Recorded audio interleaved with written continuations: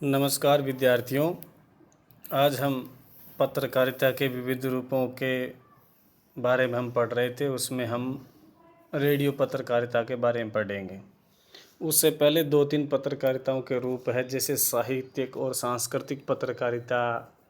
उसमें साहित्य और संस्कृति से संबंधित, लोक कलाओं से संबंधित जो समाचार एकत्रित किए जाते हैं उनका वर्णन आता है उसमें। फिर एक रूप आता है फिल्मी पत्रकारिता। तो फिल्म पत्रकारिता में फिल्मों की समीक्षा, फिल्मों के बारे में जानकारी, फिल्मी सितारों से इंटरव्यू लेना, ये सारी चीज़ें फिल्म पत्रकारिता के अंतर्गत आती है। तो ये थोड़े छोटे ही थे, बिंदु वाइज इसमें नोट्स नहीं बन रहे थे। तो हम आज सीधे बात करते हैं रेडियो पत्रकारिता के बारे में, जो इलेक्ट्रॉनिक माध्यम है। पहले हम पढ़ रहे थे प्रिंट मीडिया माध्यम के बारे में थे, अब ये है इलेक्ट्रॉनिक माध्यम रेडियो पत्रकारिता। रेडियो जनसंचार के इलेक्ट्रॉनिक माध्यमों में से एक है। रेडियो माध्यम समाचार पत्र जितना प्राचीन माध्यम नहीं है, यानी जितना समाचार पत्र है पुराना है उतना रेडियो पुराना नहीं है। आज रेडियो ऐसा समर्थ माध्यम है जो समाचार बुलेटिनों के प्रसारण में सर्वाधिक आगे है। हालांकि टीवी ने उसका महत्व कुछ कम कर दिया है और रही सही कसर है वो मोबाइल फ़ोन ने कर दी है। फिर भी रेडियो सुदूर क्षेत्रों में जहाँ पर ऐसे साधन नहीं है वहाँ पर रेडियो आज भी बड़े चाव से सुना जाता है। समाचार आज भी गांव में लोग इसे सुनते हुए पाए जाते हैं। रेडियो माध्यम से सर्वाधिक तीव्र गति से समाचार श्रोता तक पहुँचते हैं, जिनमें विशिष्टता और विश्वसनीयता विद्यमान होती है रेडियो समाचार पत्रों में। अब हम बात करते हैं रेडियो समाचारों की विशेषताएं क्या क्या होती है। सबसे पहली बात होती है सत्यता, कि रेडियो पर जो समाचार प्रसारित किया जा रहा है वो बिल्कुल सत्य समाचार होता है, क्योंकि उसकी पूरी प्रामाणिकता विश्वसनीयता को जांचने के बाद ही उसको प्रसारित किया जाता है। दूसरी विशेषता है तथ्यों की पवित्रता। जो तथ्य जुटाए जाते हैं समाचार प्रस्तुत करने के लिए वो पवित्र होते हैं। जैसे हम आजकल टीवी समाचारों में देखते हैं, एक दूसरे पर आरोप लगाना, गाली गलौज करना, ऐसे ऐसे दृश्य दिखाना, तो ऐसा रेडियो समाचारों में नहीं होता है।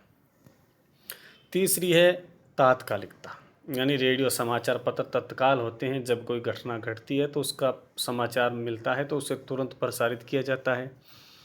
फिर चौथी विशेषता है निष्पक्षता एवं वस्तुनिष्ठता। बिल्कुल निष्पक्ष होते हैं, किसी का भी पक्ष नहीं लेते हैं, तटस्थ होते हैं और वस्तुनिष्ठ होते हैं। जैसे आंकड़े हैं वैसे के वैसे प्रस्तुत किए जाते हैं।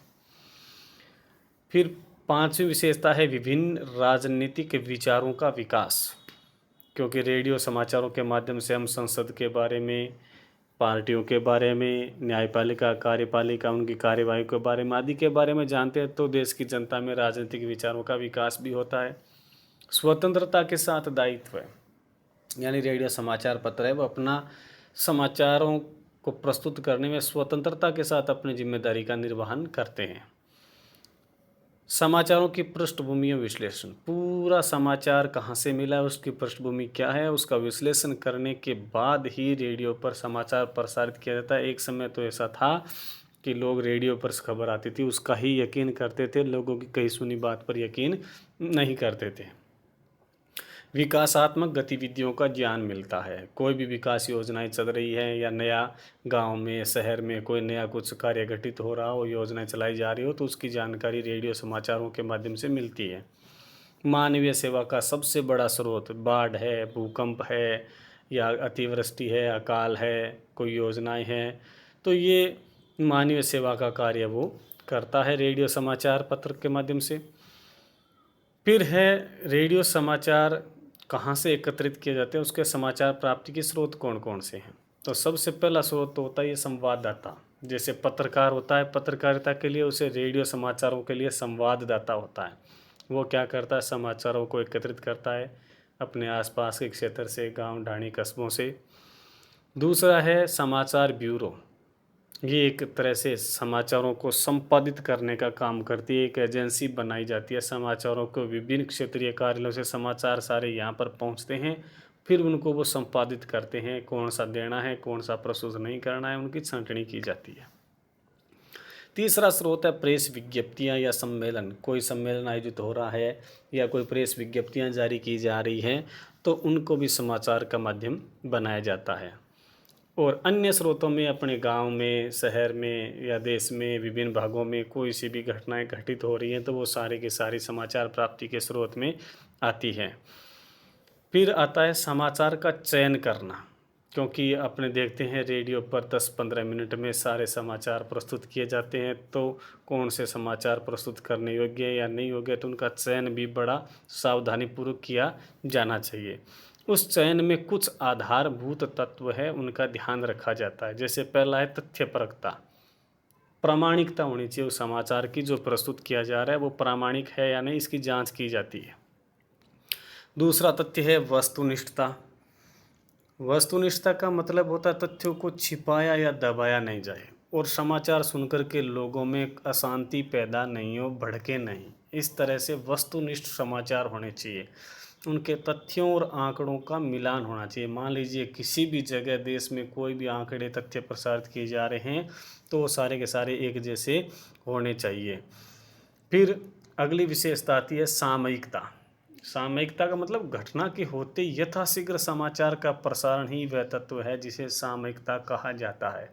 जैसे घटना घटती है उसको तुरंत प्रसारित किया जाता है। जैसे कहीं भूकंप आ गया, बाढ़ आ गई, अतिवृष्टि हो गई आदि के समाचार है वो सामयिकता में आते हैं। फिर समाचार चयन में अगला तत्व काम करता है वो है प्रासंगिकता। घटनाओं को क्रमवार प्रस्तुत करना। जैसे मान लीजिए कोई समाचार ऐसे हैं जो आज घटित हुआ है, फिर कल उसके बारे में नई जानकारी मिल रही है, फिर परसों मिल रही है, तो उस घटनाओं का ये नहीं कि आज उसके बारे में बता दिया, कल उसके बारे में बताया नहीं जा रहा है। ऐसा नहीं होता। रेडियो में घटनाओं को बिल्कुल क्रमवार प्रस्तुत किया जाता है कि उसमें नया कुछ क्या हुआ है। फिर अगली विशेषता है तात्कालिकता।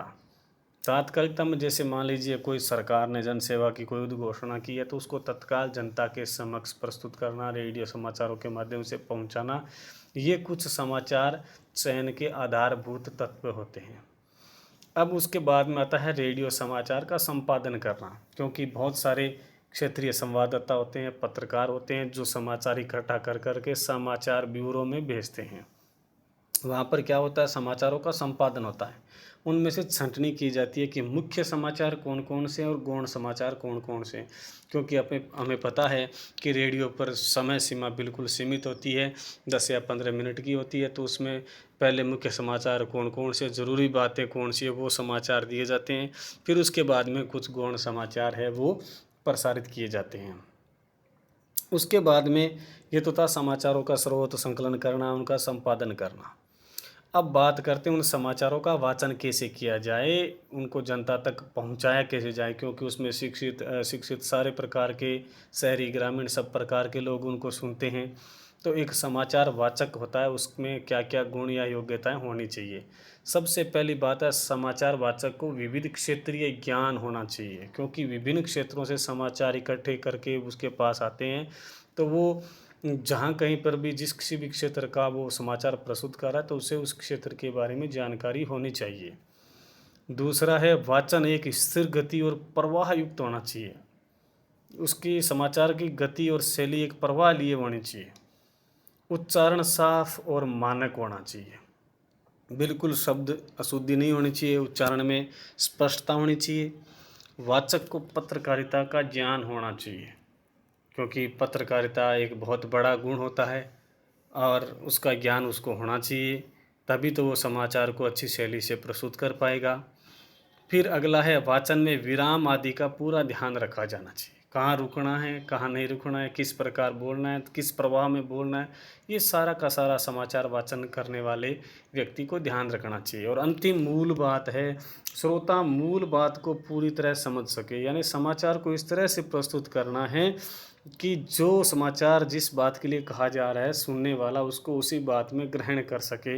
ये बहुत मुख्य बात है समाचार वाचन करने के लिए। तो इस प्रकार से हमने आज एक रेडियो पत्रकारिता के बारे में पढ़ा, जिससे समाचार इकट्ठे करके किस तरह से चयन करते हैं, संपादन करते हैं और उसको जनता के समक्ष रेडियो के माध्यम से प्रस्तुत और प्रसारित किए जाते हैं। आज के लिए इतना ही। धन्यवाद।